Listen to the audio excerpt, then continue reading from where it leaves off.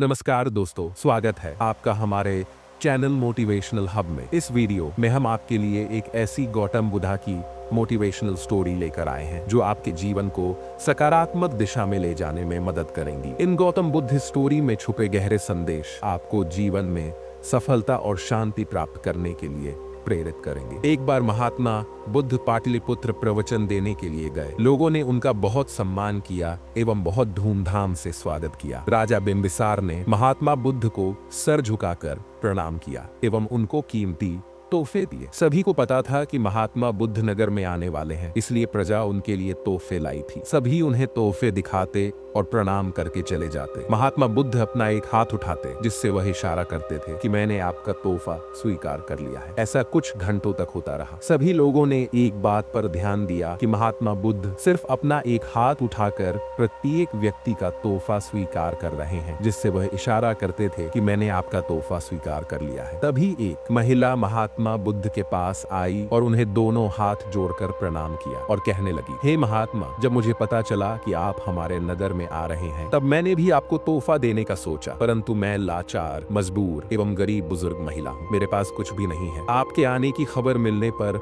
मेरे पास सिर्फ यह आधा खाया हुआ सेब ही था जिसे मैं खा रही थी। मेरे लिए सबसे कीमती यही था, इसलिए मैं आपके लिए यह ले आई। यदि आप मेरे इस तोहफे से परहेज न करें तो कृपया मेरा यह छोटा सा तोहफा कबूल कर ले, जो कि आधा खाया हुआ सेब है। तब महात्मा बुद्ध कुर्सी से उठे और उन्होंने महिला का आधा खाया हुआ सेब दोनों हाथों से स्वीकार किया। यह देख सभी लोग हैरान हो गए कि हमने महंगे महंगे तोहफे दिए, परंतु महात्मा ने तोहफा दोनों हाथों से नहीं लिया।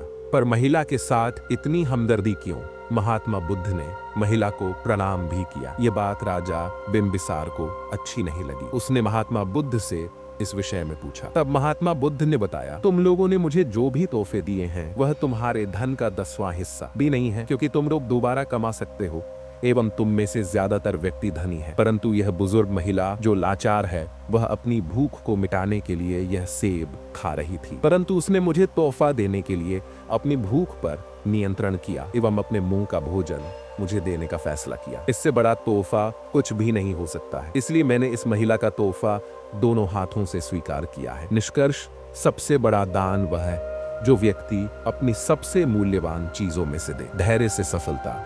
एक बार महात्मा बुद्ध अपने शिष्यों के साथ दूर नगर में प्रवचन देने के लिए जा रहे थे। रास्ता जंगलों एवं खेतों से होकर उस नगर तक जाता था। गौतम बुद्ध और उनके शिष्य एक खेत के पास से गुजर रहे थे। तब सभी शिष्यों ने ध्यान दिया कि एक खेत में बहुत सारे गड्ढे खुदे हुए हैं, परंतु वे हैरान थे कि आखिरकार कोई व्यक्ति खेत में इतने सारे गड्ढे क्यों खोदेगा। प्रत्येक गड्ढे का आकार बहुत बड़ा था। सभी शिष्य आपस में बातें कर रहे थे, परंतु किसी के पास इस सवाल का जवाब नहीं था। परंतु गौतम बुद्ध के प्रिय शिष्य आनंद ने बहस करने से अच्छा गौतम बुद्ध से इस बारे में पूछना ज्यादा अच्छा समझा। आनंद गौतम बुद्ध के पास गया और उनसे पूछा, गुरुजी, बताइए कि आखिरकार किसी व्यक्ति ने इतने सारे गड्ढे क्यों बनाए हैं? महात्मा बुद्ध ने खेत की तरफ देखा और मुस्कुराए। तब उन्होंने सभी को रुकने का आदेश दिया। महात्मा बुद्ध ने खेत की तरफ हाथ करते हुए बताया कि उस खेत का किसान अपने खेत में कुआं बनाना चाहता था,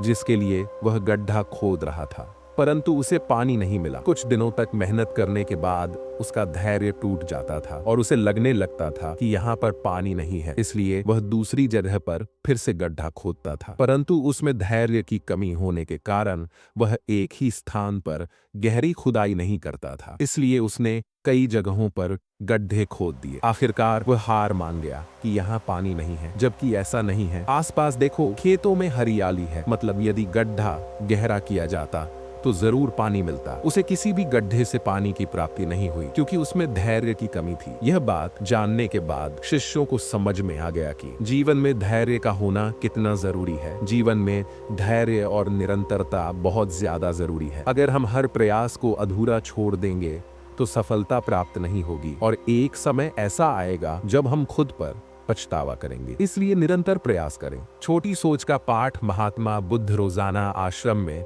अपने शिष्यों को प्रवचन दिया करते थे, पर वह चौतरे पर बैठते थे एवं शिष्य नीचे बैठते थे। ऐसा कई वर्षों से हो रहा था, परंतु एक शिष्य ने आश्रम में यह बात फैला दी कि यदि महात्मा बुद्ध भेदभाव नहीं करते तो खुद ऊपर बैठते हैं एवं हमें नीचे क्यों बैठाते हैं। महात्मा बुद्ध का एक श्रेष्ठ शिष्य था जिसका नाम आनंद था। जब उसने इस विषय पर आश्रम में बातें सुनी तो उसने इस बात का जवाब महात्मा बुद्ध से पूछना जरूरी समझा। वह महात्मा बुद्ध के पास गया और उनसे पूछा, गुरुजी, आप प्रवचन देते समय चौतरे पर बैठते हैं एवं हम नीचे बैठे हैं, इसका क्या कारण है? कुछ शिष्यों को नीचे बैठना अपमानजनक लग रहा है क्योंकि आप ऊपर बैठते हैं। यह सुन महात्मा बुद्ध बहुत हैरान हुए। तब महात्मा बुद्ध आनंद को लेकर सभी शिष्यों के पास गए और उन्हें इकट्ठा किया। तब महात्मा बुद्ध ने कहा, क्या तुम में से किसी ने कभी झरने से पानी पिया है? एक शिष्य ने कहा, हाँ गुरुदेव, मैंने झरने से पानी पिया है। महात्मा बुद्ध ने कहा, तुमने पानी किस प्रकार पिया था? ने बताया, झरने का पानी ऊपर से गिर रहा था एवं मैं नीचे था, मैंने उसे पी लिया। तब महात्मा बुद्ध ने कहा, यही सृष्टि का नियम है, यदि झरने का पानी पीना है तो हमें नीचे खड़े होकर उसे पीना होगा। इसी प्रकार शिक्षा है, यदि हमें शिक्षा को प्राप्त करना है तो गुरु का सम्मान करते हुए उससे नीचे ही बैठना होगा ताकि आप शिक्षा को बेहतर तरीके से ग्रहण कर सके। यदि गुरु शिष्यों में शामिल हो जाए तो वह अपनी शिक्षा को बेहतर तरीके से प्रस्तुत नहीं कर पाएगा एवं नीचे बैठने से हम शिक्षा को बेहतर तरीके से ग्रहण कर सकते हैं एवं घमंड जो कि प्रत्येक व्यक्ति में होता है उससे भी मुक्ति पा सकते हैं। तब सभी शिष्यों को एहसास हुआ कि वे महात्मा बुद्ध के शिष्य हैं,